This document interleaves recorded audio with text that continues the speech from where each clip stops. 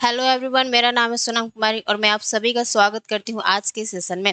तो आज हम लोग क्या पढ़ने वाले हैं, आपका एक बहुत ही ज़्यादा इम्पोर्टेंट टॉपिक होने वाला है, जो कि क्या है, हम लोग सिटीजनशिप के बारे में पढ़ेंगे। यानी हमारे संविधान का भाग 2 आज हम लोग पढ़ेंगे, जिसमें हमारे किस बात की जिक्र की गई है। तो आपका नागरिकता होगा। नागरिकता को इंग्लिश में क्या बोलते हैं, सिटीजनशिप बोलेंगे। ठीक है, तो आज हम लोग टॉपिक क्या क्या पढ़ने वाले हैं उसको एक बार देखेंगे। ठीक है, तो देखिए, नागरिकता में हमें पढ़ना क्या है कि एक नागरिक मतलब एक नागरिक कौन होता है। यानी जब हम नागरिक बात बोलते हैं, नागरिक वर्ड बोलते हैं, सिटीजन बोलते हैं, तो यह कौन होता है उसको देखेंगे। फिर देखेंगे कि नागरिकता किसको मिलती है, यानी किसको नागरिकता मिलती है। फिर हम लोग देखेंगे कि संविधान के प्रारंभ में नागरिकता के क्या-क्या प्रावधान आपके बनाए गए थे।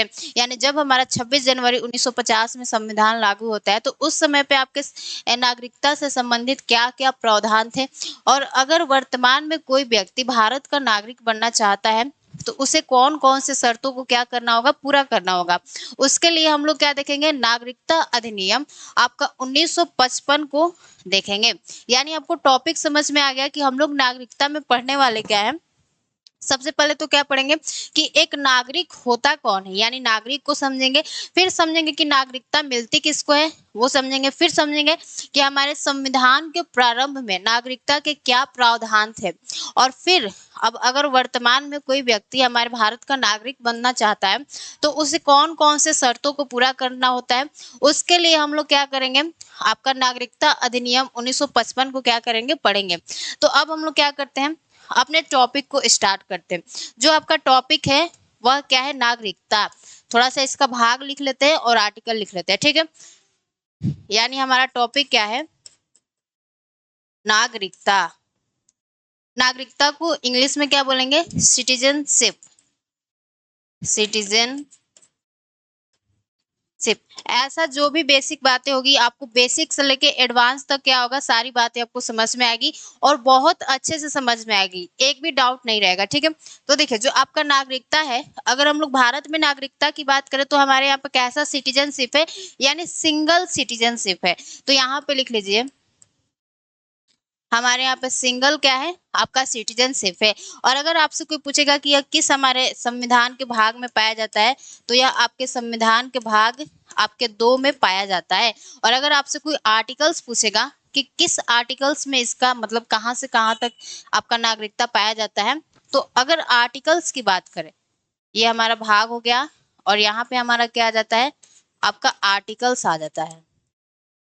ठीक है, तो अगर आर्टिकल्स की बात करते हैं, तो आपका आर्टिकल्स हो जाएगा 5 to 11, यानी 5 से लेके 11 तक हमें जो भी आर्टिकल्स पढ़ना है, वो सारे आर्टिकल्स किससे संबंधित होंगे, तो आपके नागरिकता से क्या होंगे, संबंधित होंगे। तो अब हम लोग क्या करते हैं, अपने टॉपिक को स्टार्ट करते हैं। जो ये बातें हमने आपको लिखवाया, ये बहुत बेसिक बात है और इसको तो सभी लोगों को थोड़ा थोड़ा कहीं ना कहीं पता ही होगा। अब जो हमारा मेन मुद्दा आता है, वह क्या आता है कि हमें नागरिक शब्द को समझना है। जो हमारा सिटीजन वर्ड है, इसका मतलब क्या होता है, एक व्यक्ति कब किसी देश का नागरिक कहलाता है, और नागरिकता नागरिकता का क्या मतलब होता है, तो उसे समझेंगे। ठीक है, तो यहाँ पे आप लोग हेडिंग क्या लिखेंगे, नागरिक। और इतना तो आपको पता ही होगा कि नागरिक यानी कोई भी व्यक्ति भारत का नागरिक है, तो उसे क्या है, हमारे देश के सभी अधिकार क्या है, प्राप्त है। अब कैसे कैसे अधिकार प्राप्त है, अभी मैं आपको बताऊंगी। ठीक है, पहले नागरिक वर्ड को समझ लेते हैं कि नागरिक का मतलब क्या होता है। तो यहाँ पे आपको क्या लिखना है, नागरिक। नागरिक, तो नागरिक किससे बोलते हैं, एक बार आप क्या करेंगे, समझेंगे। नागरिक, नागरिक किससे बोलते हैं, इसे क्या करना है, हमें समझना है। तो नागरिक का अर्थ होता है, देखिए, नागरिक का अर्थ होता है, अर्थ होता है एक ऐसा व्यक्ति, एक ऐसा व्यक्ति, ऐसा व्यक्ति जो अपने, अभी मैं जो आपको लैंग्वेज लिखवा रही हूँ और जो आपको नोट्स बनवा रही हूँ, अभी मैं आपको लिखवा रही हूँ, फिर आपको अच्छे से डिटेल में क्या करेंगे, समझाएंगे। ठीक है, तो हमने क्या कहा कि नागरिक का अर्थ होता है एक ऐसा व्यक्ति जो अपने संप्रभु राष्ट्र के प्रति संप्रभु राष्ट्र के प्रति, राष्ट्र के प्रति क्या करता है, निष्ठा रखता है। यानी संप्रभु राष्ट्र के प्रति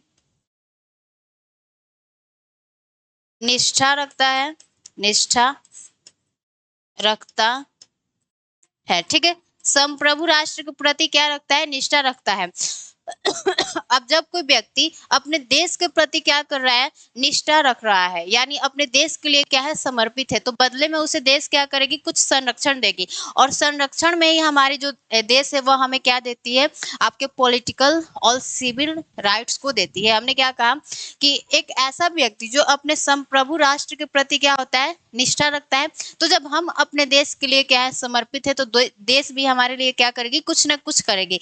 तो देश बदले में क्या करती है, हमें संरक्षण देती है, और उस संरक्षण में क्या करती है, हमें पॉलिटिकल और सिविल राइट्स देती है। जैसे आपने बहुत बार सुना होगा कि हमारे भारत के बहुत से ऐसे नागरिक होते हैं जो किसी न किसी विदेशों में क्या होते हैं, फंस जाते हैं। और जब विदेशों में वो फंस जाते हैं तो जो हमारी भारत सरकार होती है वह क्या करती है, रेस्क्यू ऑपरेशन चलाती है।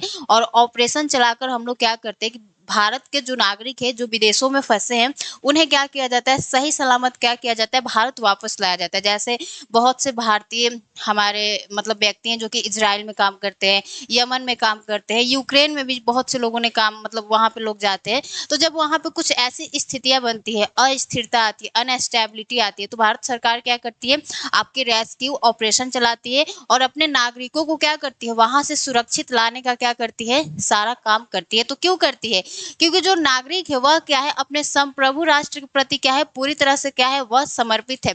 तो जब हम अपने देश के लिए क्या है, समर्पित है, तो देश हमें बदले में क्या करती है, संरक्षण देती है। और संरक्षण में क्या करती है, आपको पॉलिटिकल और सिविल दो तरह के राइट्स देती है, ठीक है। तो यहाँ पे लिखिए, नागरिक का अर्थ होता है एक ऐसा व्यक्ति जो अपने संप्रभु राष्ट्र के प्रति निष्ठा रखता है, बदले में बदले में बदले में संरक्षण का संरक्षण का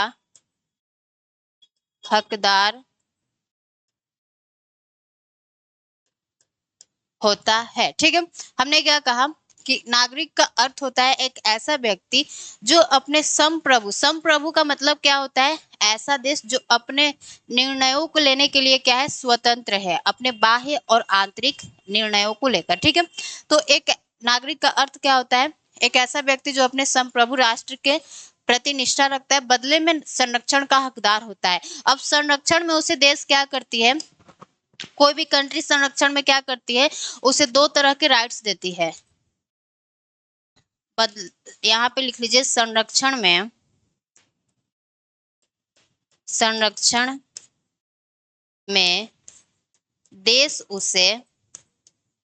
देश उसे क्या करती है, दो तरह के राइट्स को प्रोवाइड करती है। एक आपका पॉलिटिकल राइट हो गया और एक आपका सिविल राइट हो गया। राजनीतिक अधिकार का मतलब क्या हो गया, हमें वोट देने का अधिकार है और इलेक्शन में क्या करना है, पार्टिसिपेट करने का अधिकार है। सिविल राइट्स का मतलब क्या हो गया, हमें बोलने का अधिकार है, घूमने का अधिकार है। ये सारे क्या हो जाएंगे, आपके सिविल राइट्स होंगे, ठीक है। तो संरक्षण में देश उसे पॉलिटिकल एंड सिविल राइट्स को क्या करती है, प्रोवाइड करती है। तो यहाँ पे लिख लीजिए, संरक्षण में देश उसे राजनीतिक व सिविल अधिकार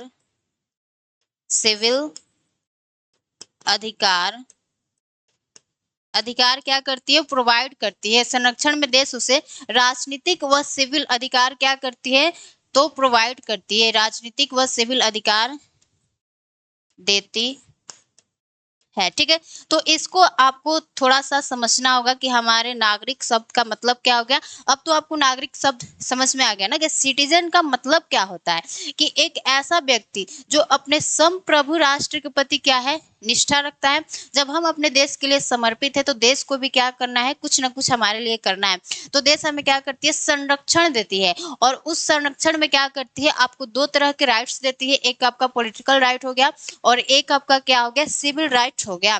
तो ये आपका टॉपिक क्या होता है, एक हमने टॉपिक को क्लियर किया जो कि नागरिक शब्द था।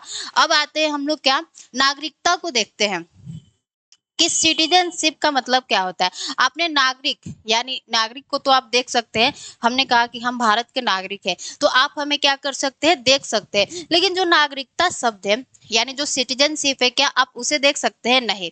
तो जो आपका नागरिकता होता है यानी जो नागरिकता होता है वह एक व्यक्ति और देश के बीच का क्या होता है, संबंध होता है, जिसे आप क्या कर सकते हैं, नहीं देख सकते हैं। तो नागरिक को तो हम लोग देख सकते हैं, लेकिन मैम जो हमारा नागरिकता होता है उससे हम लोग नहीं देख सकते। क्यों? क्योंकि वह एक व्यक्ति और देश के बीच का क्या होता है, संबंध होता है, रिलेशनशिप होता है। ठीक है, तो यहाँ पे लिखिएगा आपके नागरिकता का मतलब क्या होता है।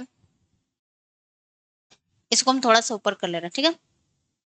यहाँ पे लिख लीजिए नागरिकता, नागरिकता यानी आपका सिटीजनशिप। सिटीजनशिप का मतलब क्या होता है, नागरिकता एक व्यक्ति और देश के बीच का क्या होता है, संबंध होता है। यहाँ पे लिख लीजिए नागरिकता एक व्यक्ति, नागरिकता एक व्यक्ति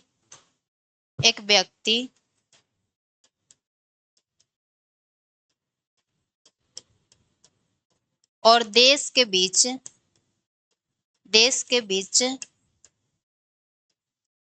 संबंध है। ठीक है, ये बात आपको समझ में आ गया, संबंध है। तो हमने क्या कहा कि जो आपका नागरिकता होता है वह क्या होता है, एक संबंध होता है। किसके किसके बीच में, तो आपके एक व्यक्ति के बीच में और एक देश के बीच में। तो ये बात आपको समझ में आ गया कि जो हमारा नागरिकता होता है वह आपके व्यक्ति और देश के बीच में क्या होता है, संबंध होता है। तो संबंध को तो आप देख नहीं सकते ना। नागरिक को हम मान सकते हैं कि आप लोग देखते हैं कि वह रशियन सिटीजन है, वह कैनेडियन सिटीजन है, मतलब कनाडा का है, कोई रशिया का है, तो उसे तो हम लोग देख सकते हैं। लेकिन जब हम लोग सिटीजनशिप की बात करते हैं तो वो तो आप नहीं देख सकते, क्योंकि वह क्या है, एक व्यक्ति और देश के बीच का क्या होता है, संबंध होता है। तो जो बेसिक बातें होती है आपके नागरिकता में, वो हमने बता दिया कि नागरिक का मतलब क्या होता है, नागरिकता का मतलब क्या होता है। ठीक है, अब हम लोग आते हैं, एक छोटा सा टॉपिक है भारत के निवासी। जब हम शब्द बोलते हैं तो भारत के निवासी से आप लोग क्या समझते हैं कि भारत में कैसे कैसे लोग रखते हैं। ठीक है, तो यहाँ पे आप लोगों को टॉपिक क्या लिखना है, भारत के निवासी।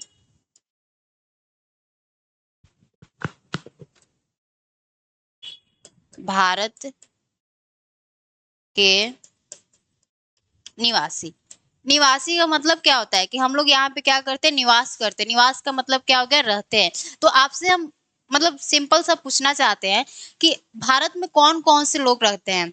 एक तो कौन रहता है, आपका नागरिक यानी हम लोग रहते हैं। नागरिक के अलावा और कौन से लोग रहते हैं, तो आपके विदेशी लोग रहते हैं यानी फॉरेनर्स रहते हैं, विदेशी। यहाँ पे आप सिटीजन लिख सकते हैं, सिटीजन।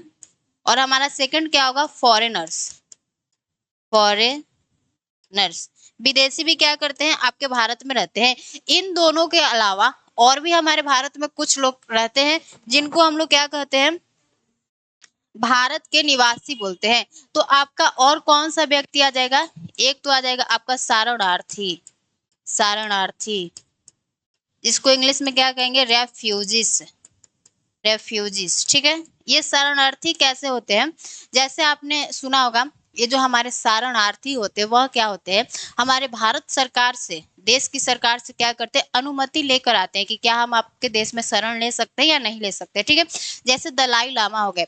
दलाई लामा ने क्या किया था 1959 में, जब तिब्बत पर चाइना ने क्या किया था, कब्जा किया था, तो दलाई लामा और अपने कुछ समर्थकों के साथ वह क्या करते, भारत में शरण ले लेते हैं। जैसे हिमाचल प्रदेश में धर्मशाला नाम का क्या है, एक आपका शहर है, वहां पर उन्होंने क्या किया है, अपना शरण लिया है। तो वैसे लोगों को हम लोग क्या कहते हैं, शरणार्थी कहते हैं। यानी कुछ उनके देश में ऐसी परिस्थितियां बनती है जहां पर वह क्या कर सकते, सस्टेन नहीं कर सकते, यानी रह नहीं सकते, तो वह किसी ना किसी देश की सरकार से क्या करते, शरण मांगते हैं। तो उसी को क्या कहते हैं, शरणार्थी कहते हैं।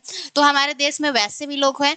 और आपके कैसे लोग हैं, एक आपका आ जाएगा इलीगल माइग्रेंट्स यानी अवैध प्रवासी। इसको हिंदी में क्या बोलेंगे, अवैध, अवैध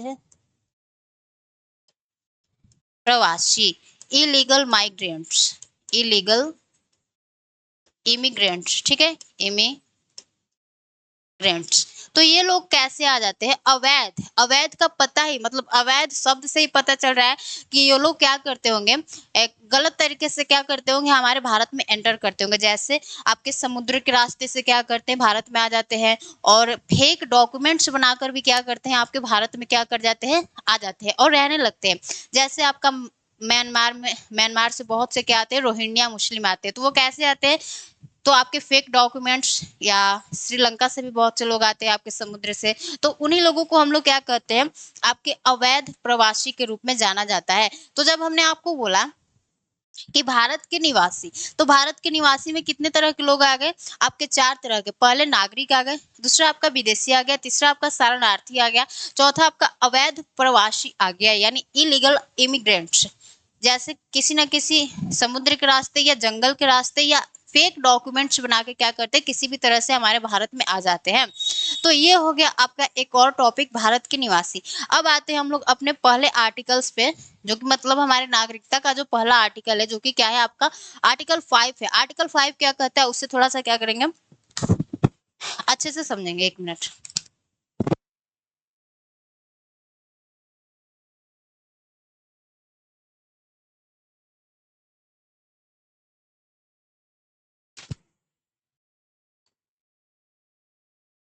ठीक है, तो आपका आर्टिकल 5 क्या कहता है, उससे अब हम लोग क्या करते हैं, स्टार्ट करते हैं। और बहुत छोटा टॉपिक है, कोई ज्यादा बड़ा भी नहीं है, जल्दी हमारा क्या हो जाएगा, कवर हो जाएगा। ठीक है, तो देखिए यहाँ पे आपको हेडिंग क्या देना है, आर्टिकल 5।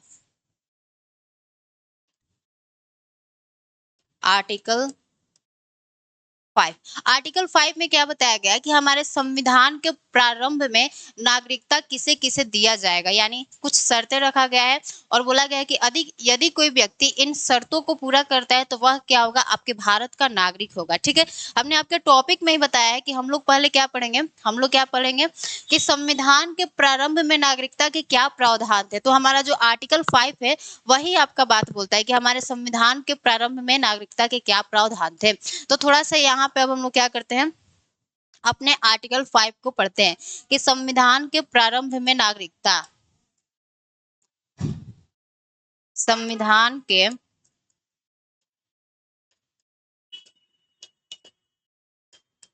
प्रारंभ में, प्रारंभ में नागरिकता, यानी जब हमारा संविधान कब लागू होता है, आपके 26 जनवरी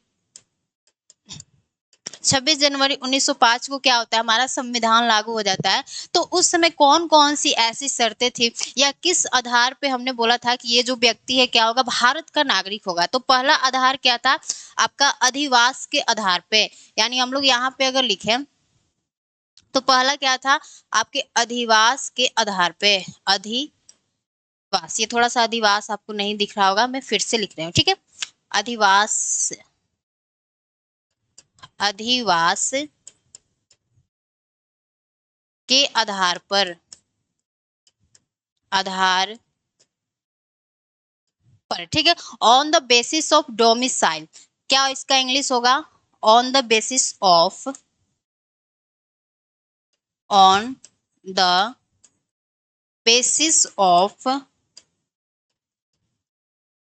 डोमिसाइल। ये जो आपका नागरिकता चैप्टर है, ये बहुत सारे लोगों को समझ में नहीं आता, क्योंकि यहाँ पे बहुत सारे डाउट रहते हैं, क्योंकि थोड़ा सा चैप्टर क्या है, समझने वाला है।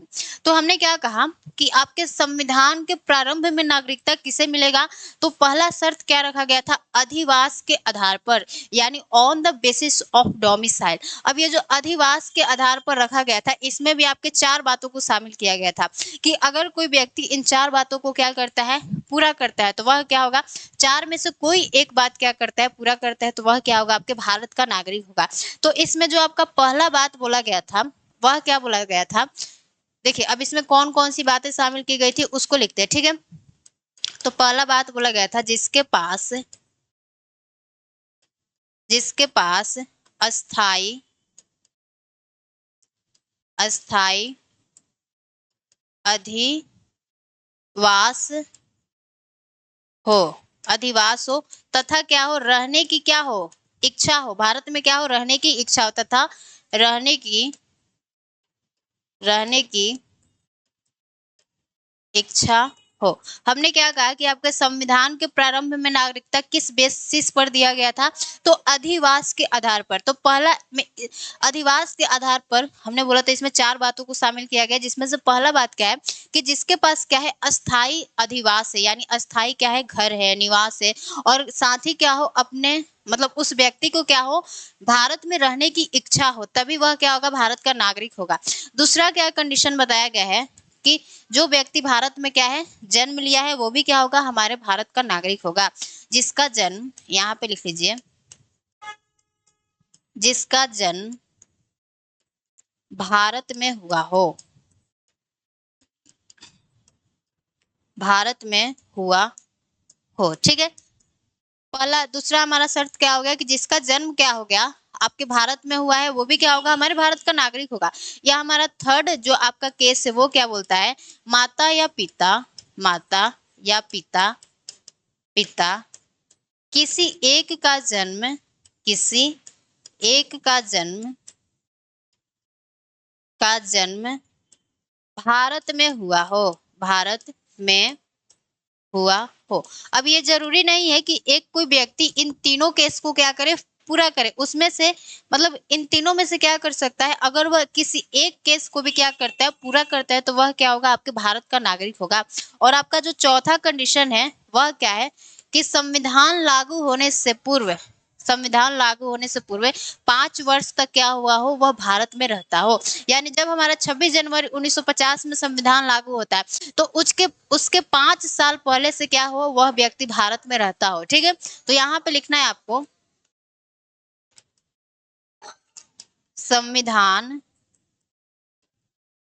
लागू होने से, लागू होने से, संविधान लागू होने से 5 वर्ष तक भारत में रहता हो, भारत में रहता हो, ठीक है। तो ये आपके 4 कंडीशन हो गए जो कि आपके अधिवास के आधार पर इसमें रखा गया है, शामिल किया गया है, ठीक है। इसमें से अगर कोई व्यक्ति एक भी क्या करता है कंडीशन को फिलफुल करता है तो वह क्या होगा आपके भारत का नागरिक होगा। तो हमारा जो पहला आर्टिकल है यानी आर्टिकल 5 तो यही बताता है कि संविधान के प्रारंभ में कौन से व्यक्ति क्या होंगे हमारे भारत के नागरिक होंगे। तो ये बात आपको समझ में आ गया कि कौन से होंगे। तो कुछ न कुछ पैरामीटर को सेट किया गया है, वह क्या है अधिवास के आधार पर यानी on the basis of domicile. इसमें 4 बातों को शामिल किया गया है जिसके सॉरी जिसके पास अस्थाई क्या हो अधिवास तथा साथ ही क्या हो भारत में रहने की इच्छा भी हो, ठीक है। और दूसरा बात क्या बोला गया है जिसका जन्म भारत में हुआ हो वो भी क्या होगा आपके भारत का नागरिक होगा। तीसरी बात क्या बोली गई है माता या पिता किसी एक का जन्म क्या हुआ है भारत में हुआ है तो वो भी व्यक्ति क्या होगा आपके देश का नागरिक होगा यानी भारत का। तीसरी बात, चौथी बात संविधान लागू होने से 5 वर्ष तक क्या हो भारत में रहता हो। अब हम लोग आते हैं अपने आर्टिकल 6 पर। आर्टिकल आपका 6 क्या बोलता है, वो भी आपका बहुत ज्यादा इंटरेस्टेड है और बहुत ज्यादा टफ भी नहीं है, आपको इतना अच्छे से समझ में आएगा कि आप किसी को ऐसे बता दोगे, ठीक है। तो देखिए आप लोग को यहाँ पे क्या लिखना है आर्टिकल 6। तो आर्टिकल आपके 6 में क्या बोला गया है कि जो व्यक्ति पाकिस्तान से भारत आएगा वह क्या होगा भारत का नागरिक होगा। ये कब की बात की जा रही है जब हमारा भारत और पाकिस्तान का विभाजन हुआ था। तो विभाजन को सुनते ही बहुत से लोगों ने क्या किया कि कुछ लोगों ने भारत में रहना पसंद किया, कुछ लोग पाकिस्तान चले गए। लेकिन ऐसे बहुत से लोग थे जो कि पाकिस्तान से क्या हो रहे थे जा जाके फिर भारत आ रहे थे। तो कुछ एक डेट हमारा मतलब कि जो तारीख है वह एक क्या कर दिया गया निश्चित कर दिया गया, जैसे आपका 19 जुलाई 1948 के बाद अगर कोई व्यक्ति पाकिस्तान जाता है और वह फिर भारत आता है तो वह क्या होगा आपके भारत का नागरिक नहीं होगा, ठीक है। तो यहाँ पे इसको आप लिख लीजिए, अभी मैं लिख कर आपको फिर अच्छे से समझाऊंगी, ठीक है। देखिए जो व्यक्ति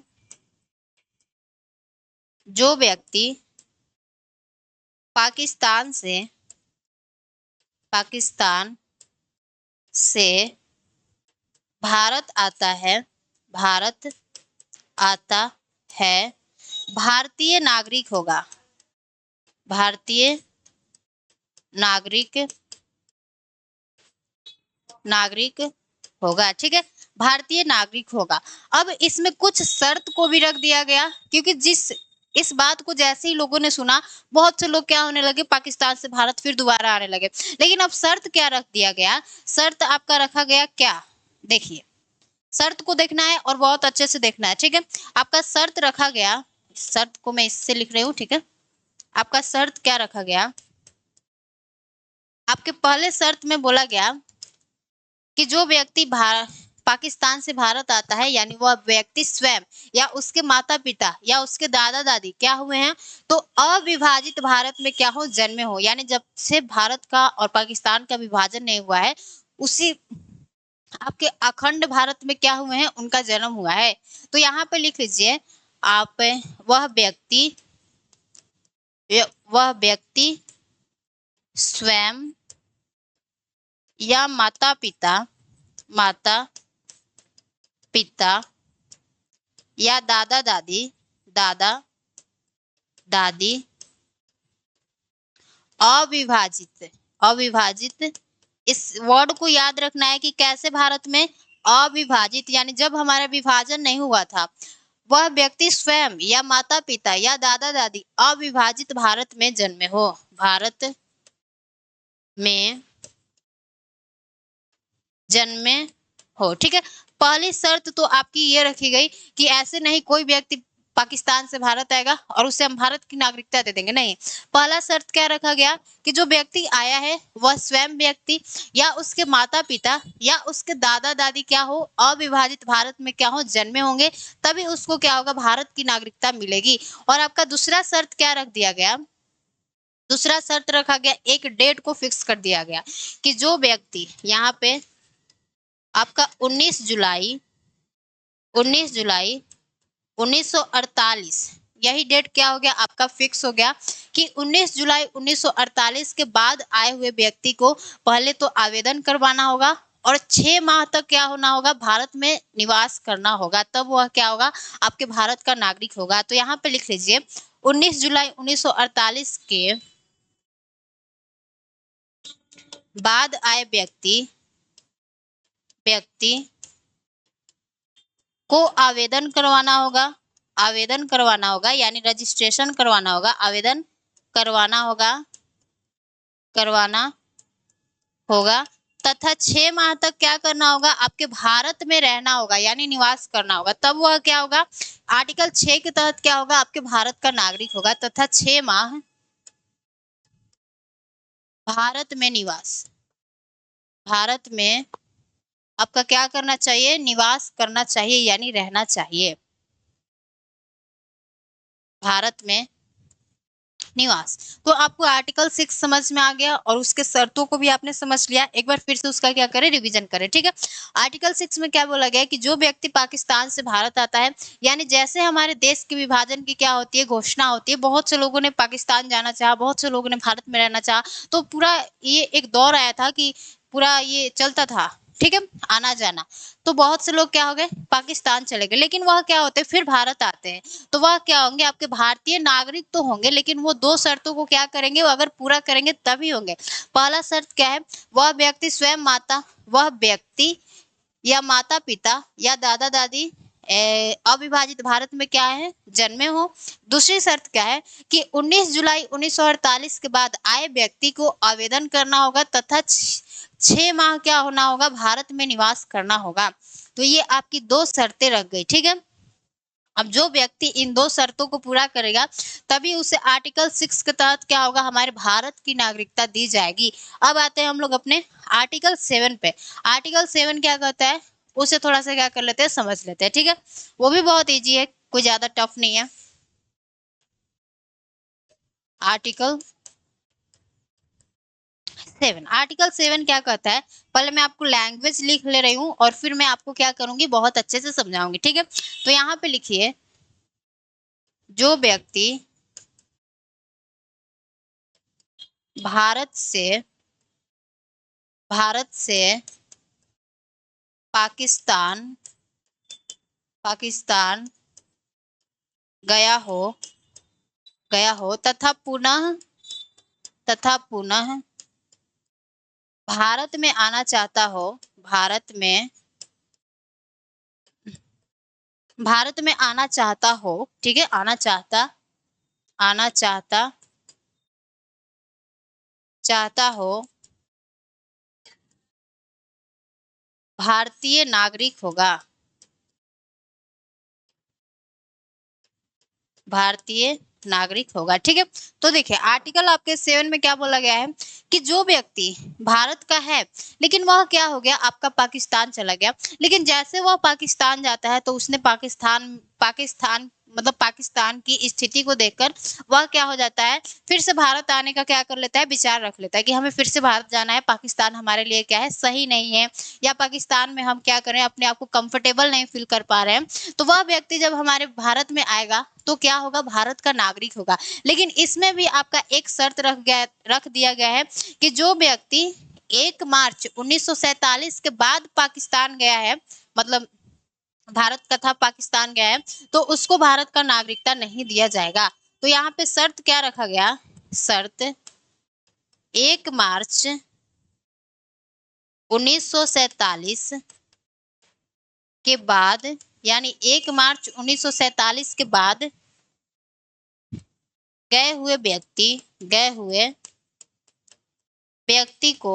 व्यक्ति को भारत की नागरिकता नहीं मिलेगी, भारत की नागरिकता क्या होगी, नहीं मिलेगी, भारत की नागरिकता नहीं मिलेगी, क्या होगी, तो नहीं मिलेगी। हमने क्या कहा कि सारे आर्टिकल्स में बताया तो गया है कि हम लोग नागरिकता दे देंगे, लेकिन उसके लिए क्या किया गया है, कुछ न कुछ शर्तें रख दी गई है। वो शर्त क्या है कि 1 मार्च 1947 के बाद अगर कोई व्यक्ति पाकिस्तान गया हो भारत से और फिर वह भारत में आना चाहता है तो वह क्या होगा, भारत का नागरिक नहीं होगा, नहीं होगा, ठीक है। अब ये हमारा हो गया आर्टिकल 7। अब आते हैं हम लोग अपने आर्टिकल 8 पर। आर्टिकल 8 क्या कहता है, ठीक है, आर्टिकल 8, आपका आर्टिकल 8 क्या कहता है, इसे थोड़ा सा हमें क्या करना है, समझना है और अच्छे से समझना है ताकि हमारा कहीं पर भी डाउट ना रहे, ठीक है। तो आर्टिकल 8 में क्या कहा गया है, पहले मैं उसका लैंग्वेज ले रही हूँ फिर आपको अच्छे से समझाऊंगी, ठीक है। विदेश में रहने वाले भारतीय मूल के व्यक्ति भारत के नागरिक होंगे, भारत के नागरिक होंगे। यानी आपसे आर्टिकल 8 में क्या बोला गया है कि ऐसा कोई व्यक्ति जो कि विदेश में क्या होता है, वह रहता है, लेकिन उसका जो बोल सकते हैं कि ओरिजिन है, यानी जो उसके पूर्वज थे वह क्या थे, भारतीय थे, तो वह क्या होगा, आपके भारत का नागरिक होगा। तो हमने क्या लिखा है कि विदेश में रहने वाले भारतीय मूल के व्यक्ति भारत के नागरिक होंगे। यहाँ पर आप लिख लीजिए भारतीय मूल का मतलब क्या हो गया, भारतीय मूल का मतलब क्या हो गया, उसका मतलब हो गया कि उसके पूर्वज क्या हो, भारतीय हो। ये पता तो चल रहा है ना कि भारतीय मूल का मतलब क्या हो रहा है कि जो उसके पूर्वज है वह क्या होने चाहिए, भारतीय होंगे, तभी वह व्यक्ति क्या है, अगर विदेश में भी रहता है तो वह क्या होगा, भारत का नागरिक होगा। तो यहाँ पे लिख लीजिए भारतीय मूल का मतलब होता है उसके पूर्वज उसके पूर्वज उसके पूर्वज भारतीय हो, ठीक है, भारतीय हो। तो ये बात आपको समझ में आ गया कि भारतीय मूल के व्यक्ति का मतलब क्या हो गया कि जो उसके पूर्वज है वह भारतीय होंगे, तभी क्या होगा कि वह व्यक्ति अगर विदेश में रहता है तो वह क्या होगा, आपके भारत का नागरिक होगा। ये बात हम लोग क्या कर लिए, समझ लिए। अब आते हैं हम लोग अपने आर्टिकल 8 पर। जैसे आपके ऋषि सुनक है, अगर वह क्या है, उनके जैसे माता पिता क्या हो, अगर भारत के हों, अगर वह विदेश में रहते हैं तो वह क्या होंगे, भारत के नागरिक होंगे। लेकिन अगर वह क्या करते हैं, अपने स्वेच्छा से क्या करते हैं, ब्रिटेन की नागरिकता ले लेते हैं, तो उनकी नागरिकता भारत की क्या हो जाएगी, स्वयं समाप्त हो जाएगी। वही आपके आर्टिकल 9 में लिखा गया है, देखिए आर्टिकल 9 में क्या लिखा गया है कि यदि कोई व्यक्ति स्वेच्छा से किसी देश की यानी किसी अन्य देश की नागरिकता को ग्रहण करता है तो भारत की नागरिकता क्या हो जाती है, स्वयं समाप्त हो जाती है। तो यहाँ पे लिखिए, यदि कोई व्यक्ति, थोड़ा सा इसे मैं नीचे कर ले रही हूँ, ठीक है।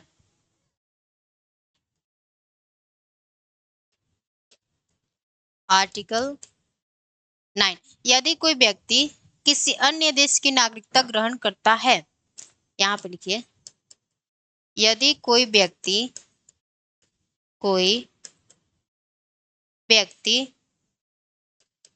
किसी अन्य देश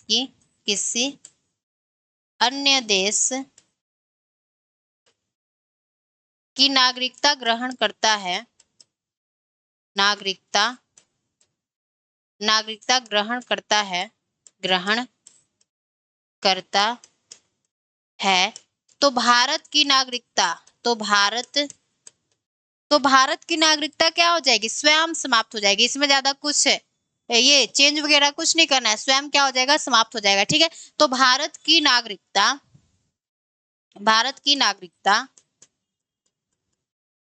नागरिकता स्वयं समाप्त हो जाएगी।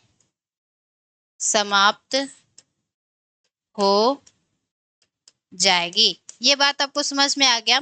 यानी अगर भारत का कोई व्यक्ति है और अगर वह अपना व्यापार करने या कुछ भी करने, पढ़ने लिखने रशिया जाता है और रशिया में ही वह क्या हो जाता है, अपने आप को कंफर्टेबल फील करने लगता है और वहीं पर शिफ्ट हो जाता है और फिर उसका मन करता है कि हम क्या करें, अब रशिया की क्या कर लेते हैं, नागरिकता को ग्रहण कर लेते हैं।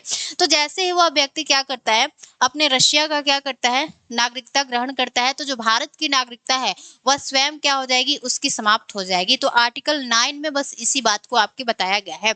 अब आते हैं हम लोग आपके आर्टिकल 10 और एक हमारा बच गया 11, फिर हमारा कंप्लीट हो जाएगा, ठीक है। तो देखिए आर्टिकल 10 में क्या बताया गया है, आर्टिकल 10 में आपका बताया गया है कि संविधान के प्रारंभ, यहाँ पे मैं पहले लिख रही हूँ, ठीक है, संविधान प्रारंभ के समय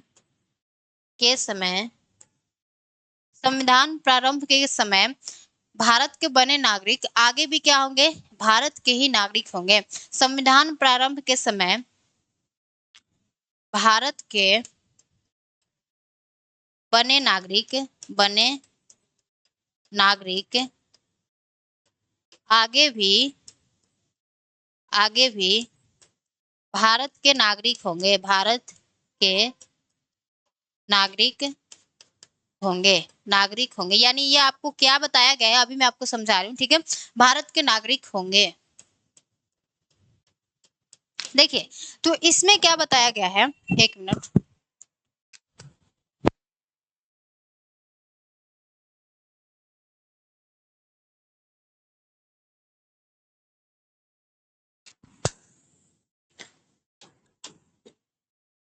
आपका इसमें क्या बताया गया है कि जो हमारा व्यक्ति 26 जनवरी 1950 को क्या बनता है, भारत की नागरिकता बनता है, उन हमारे 4 शर्तों के आधार पर तो आगे भी क्या होगा, वह व्यक्ति क्या होगा, आपके भारत का नागरिक होगा। ये नहीं कि कल को कोई सरकार आती है और बोलती है कि जो व्यक्ति 26 जनवरी 1950 को जिन जिन शर्तों को पूरा कर कर हमारे भारत के नागरिक बने थे, वो आज से क्या होंगे, भारत के नागरिक नहीं होंगे। ऐसा कोई भी सरकार नहीं कर सकता, ठीक है।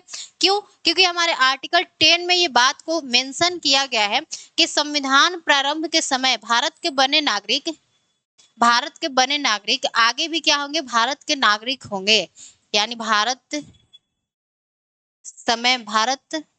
यहाँ पे कुछ लैंग्वेज मेरे को गलत लग रहा है, ठीक है, एक मिनट में देख रहा हूँ। संविधान प्रारंभ के समय भारत के बने नागरिक आगे भी भारत के नागरिक होंगे, ठीक है। यहाँ पे केस छूट गया था, ठीक है। अब हम लोग आते हैं आपके आर्टिकल 11 पर। आपका आर्टिकल 11 क्या कहता है उसे थोड़ा सा समझ लेते हैं, फिर आपके नागरिकता का आर्टिकल क्या हो जाएगा, समाप्त हो जाएगा। तो आर्टिकल आपका हो जाएगा 11। आपका आर्टिकल 11 क्या बोलता है कि हमारे नागरिकता प्राप्ति और नागरिकता समाप्ति से संबंधित जो भी कोई कानून बनाना होगा तो वह कानून कौन बनाएगा, हमारा संसद बनाएगा। यह अधिकार किसके पास है? संसद के पास है। ठीक है, तो यहाँ पे लिख लीजिए नागरिकता समाप्ति, नागरिकता समाप्ति, नागरिकता समाप्ति तथा प्राप्ति से संबंधित कानून बनाने का अधिकार, से संबंधित कानून बनाने का अधिकार, कानून बनाने का अधिकार, कानून बनाने का अधिकार किसके पास है? तो हमारे संसद के पास है, अधिकार संसद के पास है, संसद के पास है। ठीक है, तो ये बात आपको समझ में आ गया। हमारे सारे आर्टिकल्स क्या हो गए आपके, जो पार्ट भाग 2 के जो भी हमारे 5 से लेके 11 तक आर्टिकल्स थे जो कि आपके नागरिकता से क्या थे? संबंधित थे, उसको हमने क्या कर लिया? समझ लिया। यानी हमने कौन से टॉपिक को पढ़ लिया? अभी मैं आपको बता रही हूँ। देखिए, हमने सबसे पहले क्या देखा? नागरिक कौन होते हैं और नागरिकता को देखा। फिर हमने देखा कि संविधान के प्रारंभ में नागरिकता के क्या प्रावधान थे, यानी जो भी आर्टिकल्स थे उसे हमने देख लिया। अब हमारा टॉपिक आता है कि वर्तमान में अगर कोई व्यक्ति भारत का नागरिक बनना चाहता है तो वह कैसे नागरिक बन सकता है? यानी 26 जनवरी 1950 के बाद अगर कोई व्यक्ति भारत का नागरिक बनना चाहता है तो वह कैसे बनेगा? जो टॉपिक है वो मैं आपको लिखवा रही हूँ, और जो हमारी उस टॉपिक पे डिटेल में एनालिसिस होगी वह कौन सी क्लास में होगी? तो आपके अगले क्लास में होगी। ठीक है, तो देखिए आपको मैं लिखवा रही हूँ कि आपको टॉपिक कौन से पढ़ना है। तो इसके लिए हम लोग क्या करेंगे कि हमारे अगर वर्तमान में कोई व्यक्ति भारत का नागरिक बनना चाहता है तो उसके लिए क्या शर्तें हैं? उसके लिए हमें पढ़ना होगा नागरिकता अधिनियम, यानी नागरिकता अधिनियम 1955 को पढ़ना होगा। और इसमें आपका बताया गया है कि हमारे नागरिकता प्राप्ति के कितने तरीके हैं? तो 5 तरीके हैं। पहले मैं आपको टॉपिक लिखवा रही हूँ, फिर इसका डिटेल में हम लोग कहाँ करेंगे? अगले क्लास में करेंगे। तो देखिए, नागरिकता प्राप्ति, नागरिकता, ये कैसे लिखा गया भाई? यहाँ पे क्या लिखना है? नागरिकता प्राप्ति के कितने तरीके हैं? तो आपके 5 तरीके हैं। कौन कौन से हैं? तो पहला आपका है जन्म के आधार पर, जन्म के आधार पर। दूसरा हमारा क्या हो जाता है? वंश के आधार पर, वंश के आधार पर। हमारा तीसरा क्या हो जाता है? आपके देशीकरण के आधार पर, देशीकरण के आधार पर। चौथा हमारा क्या हो जाता है? पंजीकरण के आधार पर, पंजीकरण के आधार पर। और हमारा 5वां क्या हो जाता है? अर्जित भूमि के आधार पर, यानी जैसे हमारा सिक्किम हो गया, वहां के लोगों को नागरिकता कैसे मिली है? तो आपके अर्जित भूमि के आधार पर, अर्जित भूमि के आधार पर। ठीक है, इसको हम लोग डिटेल में क्या करेंगे? अगले क्लास में करेंगे कि अगर जन्म से कोई, जन्म के आधार पर नागरिकता देने का प्रावधान किया गया है तो उसमें क्या क्या बातें मेंशन की गई है। ठीक है, अब यहाँ पे देखते हैं कि आपके नागरिकता प्राप्ति के तो हमने देखा 5 तरीके हैं। अब यहाँ पे आपका नागरिकता समाप्ति के कितने तरीके हैं? तो 3 तरीके हैं। तो यहाँ पे लिख लीजिए नागरिकता समाप्ति के कितने तरीके हैं? 3 तरीके हैं। पहला कैसे आपके भारत की नागरिकता समाप्त हो सकता है? तो आपका पहला हो जाता है, आपका पहला हो जाता है किस आधार पर? तो स्वेच्छा के अनुसार, स्वेच्छा, यानी अगर कोई व्यक्ति अपने इच्छा से क्या करता है? भारत की नागरिकता को समाप्त करना चाहता है तो उसकी समाप्त हो जाएगी। ठीक है, और दूसरी क्या है? मतलब समाप्त कर देना, समाप्त करना। इसको डिटेल में देखेंगे अगले क्लास में। ठीक है, समाप्त करना। और हमारा तीसरा क्या आ जाता है? वंचित कर देना, वंचित कर देना। यानी अगर ऐसा कोई व्यक्ति है जो कि हमारे शत्रु देश के साथ क्या कर रहा है? मित्रता कर रहा है, तो देश की जो सरकार है उसके नागरिकता को क्या कर सकती है? वंचित कर सकती है। जैसे अभी आपने ज्योति मल्होत्रा का केस सुना होगा, कैसे उसने देश के साथ हमारे गद्दारी का मतलब क्या ही बोल सकते। ठीक है, तो देखिए ये आपके नागरिकता समाप्ति के 3 तरीके हैं और नागरिकता प्राप्ति के क्या है? 5 तरीके हैं। इसको डिटेल में हम लोग क्या करेंगे, अगले क्लास में करेंगे। और आज के लिए बस इतना ही रखते हैं और उम्मीद करते हैं कि ये जो आपके सारे टॉपिक्स थे वह आपके क्लियर हो गए होंगे। जो भी आपके आर्टिकल्स थे, ज़्यादा कोई टफ भी नहीं था और ज़्यादा कोई आसान भी नहीं था, मतलब अच्छा था, ठीक है। तो जो अगला टॉपिक है वो अगले क्लास में करेंगे और तब तक के लिए सभी को जय हिंद, नमस्ते।